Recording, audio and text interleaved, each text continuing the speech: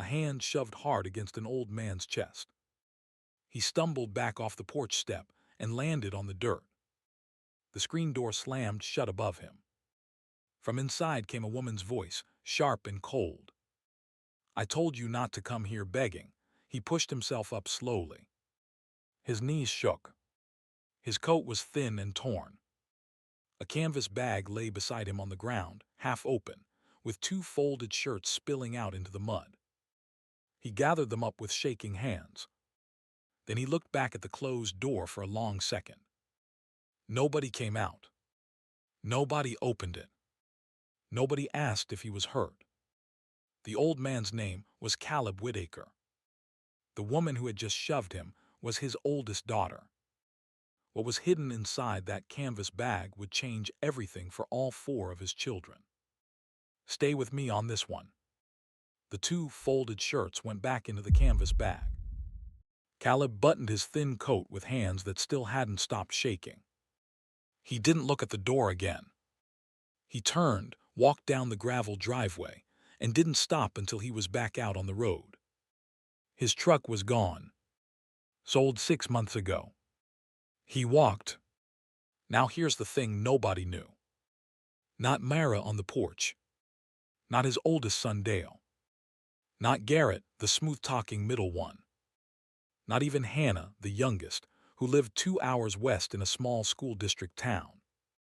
None of them had the first idea what was really going on. Because Caleb wasn't broke. 6 months earlier, he had sat in a lawyer's office in town and signed a stack of papers most men only sign once. Sam Crew, the lawyer, had been his friend since they were boys in the hills. Sam looked across the desk and said, "Caleb, you don't have to do this. There are easier ways." Caleb just shook his head. Ellen used to say something. A test only counts when nobody knows they're being tested. The others, those are just performances. So they built the performance. The story Caleb spread was a simple one. Old Caleb Whitaker, 78 years old. Widowed 3 years. His mountain timber business had collapsed. Bad investments. A nephew in over his head. The savings gone. The land, the story went, sold off to cover the debts. The man who had once owned 2,400 acres of forest, a sawmill, 2 trucks, and a fishing cabin at Carver's Bend, was now living in a one-room rental on the cheap side of the county. That part was real. The rental was real. The thin coat was real. The empty wallet, the long walks, the canvas bag with 2 folded shirts, all of it real. But the 2,400 acres were still his. Every tree, every stream, every inch. Sitting quiet in a trust nobody else's name was on. The first stop in his quiet little test had been Mara. The oldest. The one Ellen had always worried about most. Mara hardens around money, Ellen used to say. She thinks it makes a person. Mara had married a banker. Big house in the valley. 2 cars in the driveway. 3 kids all in private school. When Caleb had first called her and said he was in trouble, that he didn't have a place to stay for the night, she had said, "Oh, Daddy. Let me call you back." She never called back. He had walked to her house anyway. That's how he had ended up on her porch step. That's how a hand had ended up against his chest. That's how the screen door had ended up slamming. The plan was to visit all 4. One after the other. See who reached for him. See who looked away. Caleb walked the shoulder of the road for nearly 2 miles before a man in a battered pickup pulled over and gave him a ride. The man didn't recognize him. Most people didn't anymore. The Caleb Whitaker folks had known the big one, the loud one, the one with the boots and the truck and the lumberjack laugh. That man hadn't existed for 6 months. This man was bent at the shoulders. This man kept his eyes down. This man looked like exactly what the story said he was. A poor old fellow near the end of his rope. The driver dropped him near a gas station off the highway. Caleb thanked him, walked across the parking lot, and sat on a wooden bench by the pay phone. Then he did something he had done every night for 6 months. He pulled a small pocket watch out of his shirt, not his coat, his shirt, where it was warm and hidden, and held it in his palm for a long second. The watch had belonged to his father. Ellen had gotten it cleaned and engraved on their 40th anniversary. On the inside cover in tiny script it read, "For Caleb. The one I chose. Every day." He hadn't told a soul he still owned it. Not even Sam Crew. Because if his children ever saw it, they would know the story didn't add up. He closed the watch, slid it back inside his shirt, stood up. Next stop was Dale. Dale lived an hour out on a place he called the ranch. It wasn't a ranch. It was a big house on 20 acres, with some horses he never rode. Dale was a contractor. He was loud, he was confident, and he had inherited his grandfather's stubborn streak and none of his grandfather's kindness. Caleb got dropped off at the bottom of Dale's long driveway near sundown. He walked up, dust on his boots, canvas bag in his hand. Dale was on the front porch with a beer. "Pop," that was the whole greeting. "Dale, got somewhere to be tonight?" Caleb didn't answer. "That's what I figured." Dale stood up. "Come on. Got a cabin out back you can use." The cabin wasn't a cabin. It was a tool shed with a cot in it, a stove for heat, a bare bulb hanging from the ceiling, a small folded piece of paper on the cot. Caleb opened it. In Dale's blocky handwriting, it read, "Guest RULES. 1. No cooking inside main house. 2. Bathroom is the half bath off the garage, knock first. 3. Don't go in the office. 4. Quiet by 9. 5. 3 nights max." Caleb read it twice. Then he folded it back up and put it in his coat pocket. He didn't say a word to Dale that night. He slept in his coat. The stove didn't work. In the morning, Dale handed him a list of fencing that needed mending. "Earn your keep, Pop. You taught me that." Caleb mended the fencing. His shoulders ached. His hands bled in 2 places. When he was done, Dale's wife came out and gave him a sandwich on a paper plate. She didn't make eye contact. He ate it on the back step. On the second night, Caleb walked to the highway. He found a different ride. He didn't say goodbye. Garrett was next. Garrett didn't even let him to the door. Caleb called him from a pay phone outside a diner. "Pop," Garrett laughed when he heard the voice. "Look, I love you, man, but I'm not your retirement plan. You know that, right? I'm not asking for money, son. I'm asking for a couch. I'd love to help. I really would. But Trish doesn't do house guests. You remember how she is." "Garrett, listen, Pop, while I've got you. Quick question. You still got the title to that back 40? The one by the creek? Because I know a buyer who'd take it off your hands for a fair price. I could help you move it. Get you some cash for groceries. Just thinking of you." Caleb stood very still in the phone booth. "I'll think about it, son. You do that. Love you, Pop. Take care of yourself out there." The line went dead. Caleb stood with the receiver in his hand a long time before he hung it up. There was one stop left. Hannah lived in a town called Berryville, 2 hours west. She was the youngest of the 4. She had grown up the quiet one, the one who took care of her mother during the long months when Ellen got sick. She was a schoolteacher now. 4th grade. She made just enough to live in a small white house with a yard and a fenced garden. It took Caleb most of the next day to get there.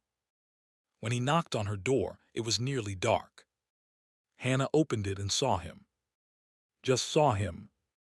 The thin coat. The dirt on his pants from sleeping in Dale's tool shed.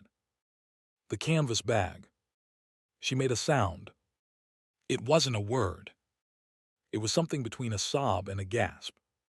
Then she pulled him inside, closed the door behind her, and wrapped her arms around him so hard he almost fell over. Daddy. She hadn't called him Daddy in years.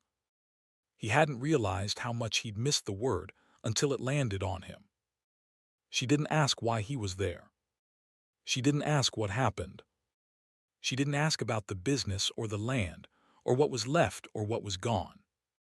She put him in her kitchen chair. She heated soup. She ran a bath. She found one of her late husband's old flannel shirts in a box in the closet and laid it out for him on the spare bed. She made his bed up with 2 extra blankets because the night was cold. When he came out of the bathroom in clean clothes, she was sitting at the kitchen table with 2 cups of tea. She had been crying. How long has it been this bad? A while. Why didn't you call me? He didn't answer. He couldn't have answered without breaking the whole thing. Because the answer was, I called the others. I was waiting to see who would call back.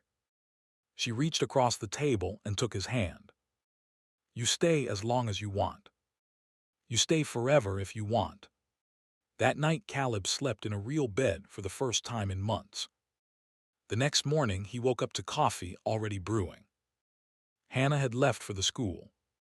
There was a note on the kitchen counter. It said coffee's hot. Eggs in the fridge. I'll be home at 3:30. Love you, Daddy. Caleb took his coffee out to the front porch. He sat in the rocking chair. The sun was coming up over the fields behind her house. For a long minute, he thought about quitting. He thought, maybe this is enough. Maybe I don't need to finish this. Maybe I just tell her tonight when she gets home from school. I tell her the truth about the trust and the land and the cabin at Carver's Bend. I tell her she's going to be all right. I let the other 3 keep living their little lives. I let the rest of it go. He sipped his coffee. He decided. He would tell her tonight. He would end the test. He had no idea that 3 cars were already heading toward Hannah's house. A knock on the door. Caleb stood up from the rocking chair, set his coffee on the railing, and walked back into the kitchen. He looked through the side window of the front door. 3 cars in Hannah's driveway. Not 2. 3. Mara was on the front porch. Behind her stood Dale. Behind him, Garrett. All 3 of them. Together. In Berryville. On a Thursday morning. Caleb stepped back from the window. He didn't open the door right away. He stood in Hannah's hallway and listened. Mara knocked again. Louder. Hannah. Daddy. Hannah, open up. We know he's here. Caleb opened the door. Mara's face was wet. She had been crying. Not real crying. The kind that gets switched on in a driveway and switched off in a kitchen. He'd seen her do it as a teenager. Daddy, she rushed forward and grabbed him in a hug. He didn't return it. Oh my God, Daddy, we were so worried. We had no idea it had gotten this bad. Mara. Dale came in next. He clapped Caleb on the shoulder. Poppy. Hey. Look at you. We're going to fix this. We're family. Garrett didn't hug him. Garrett just stood in the doorway with a small folder under his arm. They moved into Hannah's living room without being invited. Mara sat down on the couch. Daddy, listen. We talked. The 3 of us. We've been worried sick. We can't have you out here, going from one place to the next. It's not right. We need a plan. As a family. Caleb sat down across from her in Hannah's armchair. What kind of plan? Garrett opened the folder. We've been making some calls. Now here's the thing. There it was. That was the moment Caleb knew. Because that morning, a bank in Asheville had called Mara. A bank Caleb had worked with for 50 years. A bank Sam Crew had instructed, 2 months earlier, to make exactly this kind of call. The script was simple. We're updating Mr.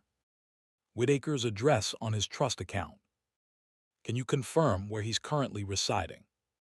That call had landed in Mara's lap at 7:14 in the morning.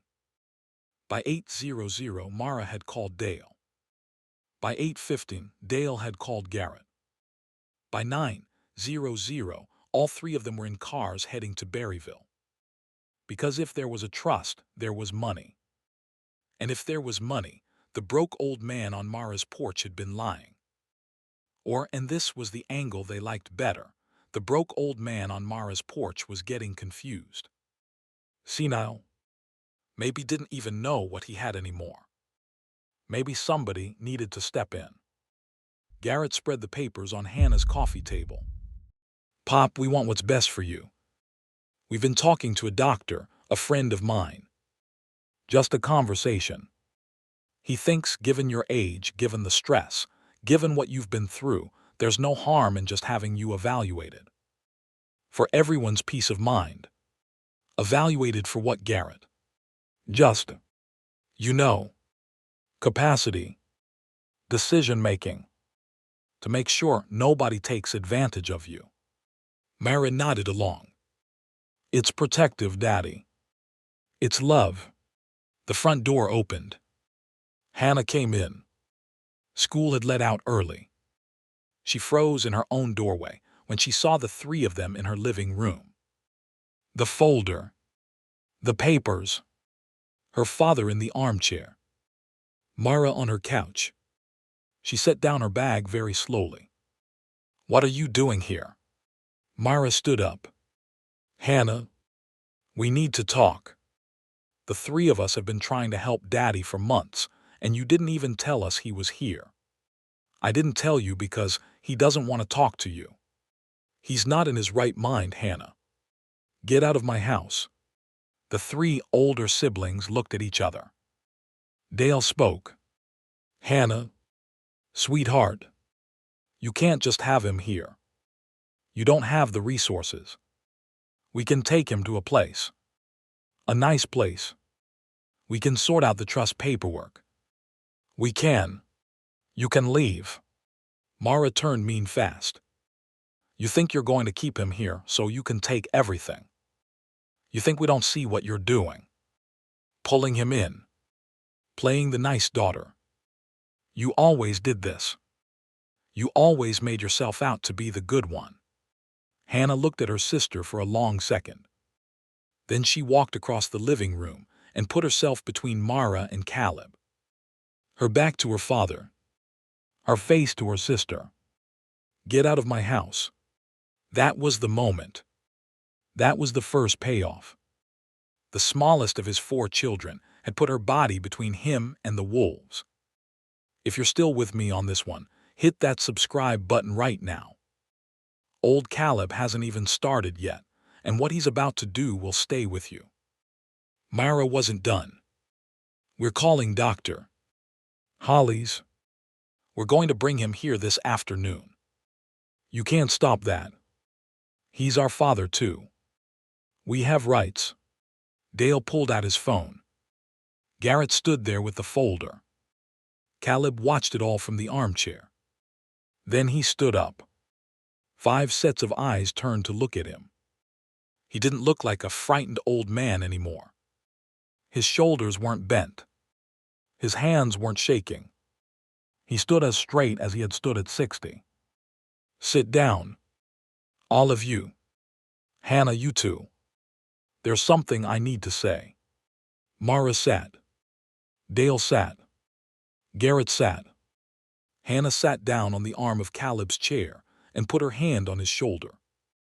Caleb reached inside his coat. He pulled out a folded document.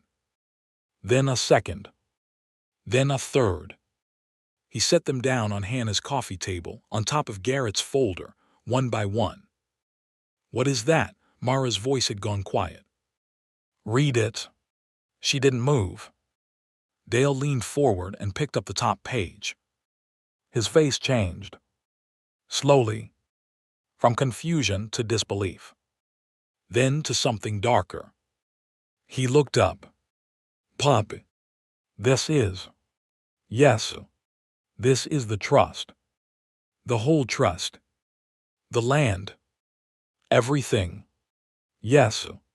You said it was gone. I said a lot of things, son. Garrett snatched the second page. He scanned it. You, the mill. The mill is still operating. Always was. You said the mill collapsed. No, son. You heard that the mill collapsed. There's a difference. You heard it because I made sure you would hear it. From a cousin. From a neighbor. From a bookkeeper I asked to spread the word at the diner. Every time I sat across from you and you asked me about the business, I let you believe what you already wanted to believe. Because it was easier than disappointing you. Pop, Mara's hands were trembling. What did you do? I tested you. 3 voices spoke at once. Tested us. You tested your own children. Who does that? Caleb didn't raise his voice. He never raised his voice. That was one of the things Ellen had loved about him. Your mother did. She said a man who dies not knowing his own children dies twice. I didn't want to die twice. He reached into his other coat pocket and pulled out a small black notebook. Worn. Bent at the corners. The kind of notebook a man carries for years.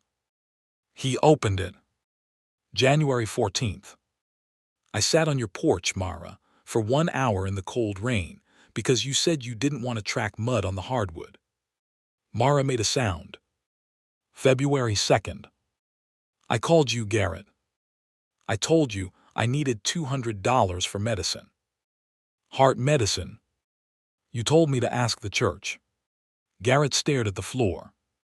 March 11th. I asked you, Dale, if I could stay 1 weekend in the spare room of your house. You put me in the tool shed. You gave me a list of rules. Item number 4. Quiet by 9. Dale didn't look up. Caleb turned the page.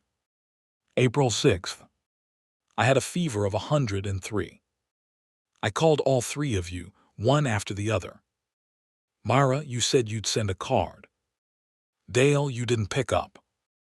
Garrett, you said you'd swing by sometime that week. None of you came. Hannah didn't know I was sick because I never called her. I never called her once. Not the whole 6 months. Not until last night. Mara was openly crying now. The real kind this time. May 19th. I told you, Mara, that I had to choose between heat and groceries that week. You sent me a link to a food bank. Did not include your address. Daddy, please. July 30th. The 3 of you were on a group call. I know because Sam Crew's office had a record of the bank pulling phone confirmations that day. The bank was confused because all 3 of you called the same hour, asking about the same account. None of you came to see me that week. None of you called me. You called the bank. Garrett's jaw was set hard. How did you know about that call? Because I set it up, son. The bank called you this morning. I asked them to. 2 months ago, I asked Sam to arrange it. Just to see what you'd do. He closed the notebook. The room was completely silent. Then Mara exploded. What kind of father, what kind of man does this? You manipulated us. You played a game with us. You let us believe you were broken. You sat there and you watched us. That's sick, Daddy. That's a sick thing to do to your own children. Mara. No. No.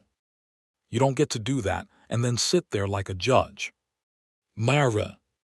Did I lie about anything you did? She stopped.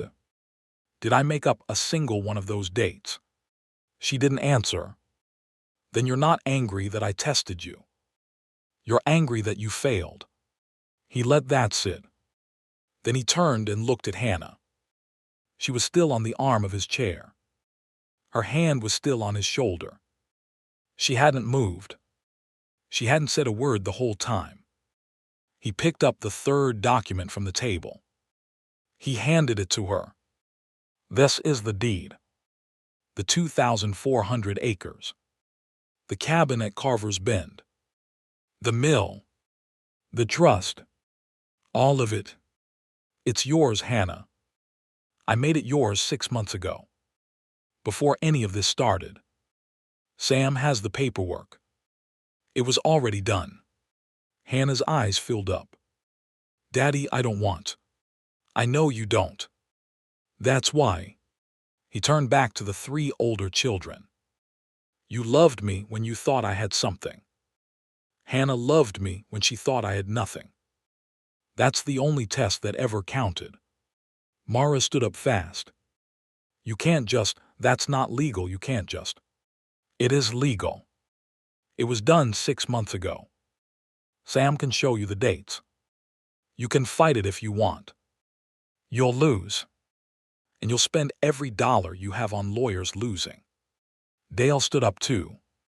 Pop, this isn't right. We're your kids. All 4 of us. You can't just, Hannah doesn't even need it. Why would you give her everything? Caleb looked at him for a long second. Because she's the only one who didn't ask. The 3 older siblings stood there. Caleb let them stand for a long time. Then he said, I'm not done yet. Sit down. They sat. I'm not disinheriting you. None of you. Myra looked up. Hope flickered, then died when she saw his face. I've set aside an annuity. For each of you. Monthly. For the rest of your lives.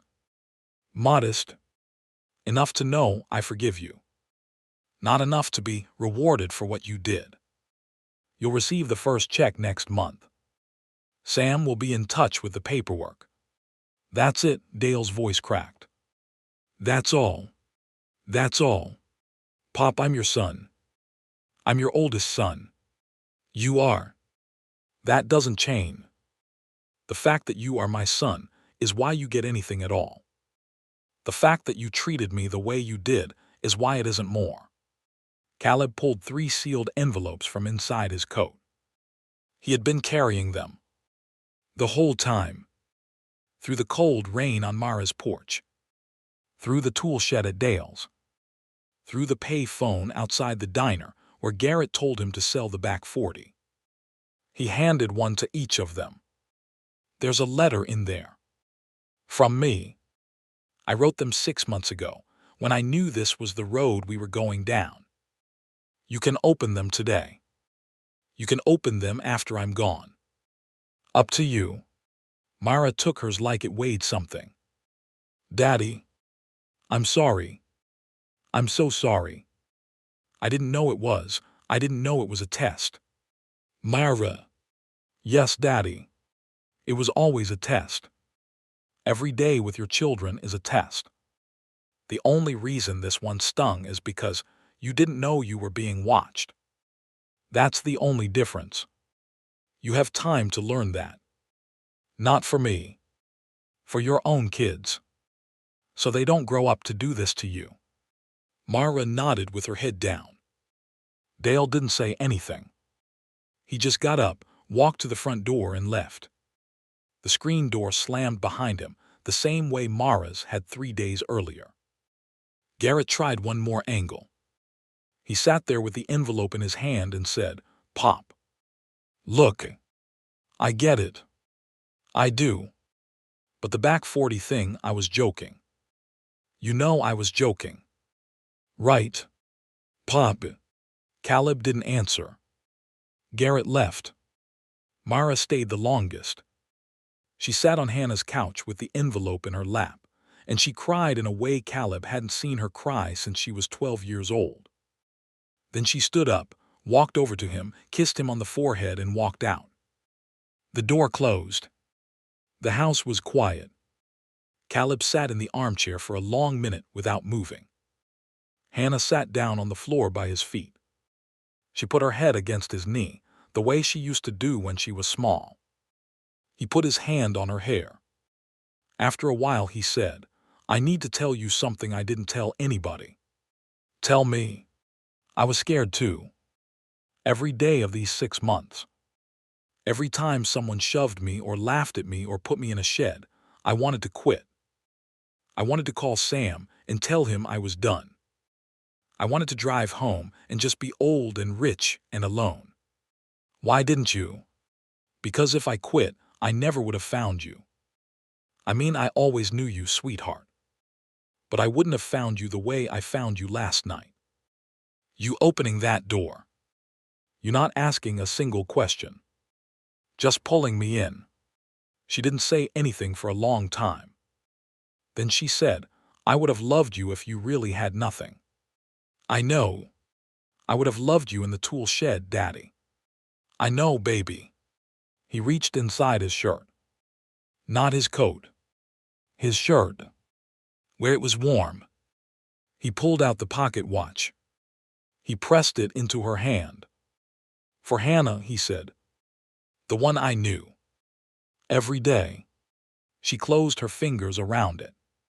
The afternoon sun came in through Hannah's kitchen window and made a square of light on the floor. 3 days earlier, a hand had shoved an old man off a porch. A door had slammed behind him. Nobody had asked if he was hurt. This afternoon, an old man sat in his daughter's house. There was coffee in the pot. There was a fire in the stove. The pocket watch was where it belonged. Outside, 3 cars had pulled out of the driveway and gone back down the road, each one carrying a sealed envelope and a lifetime of choices. And Caleb Whitaker, who had spent 6 months pretending to be poor so that he could die only once, finally took a breath that didn't hurt.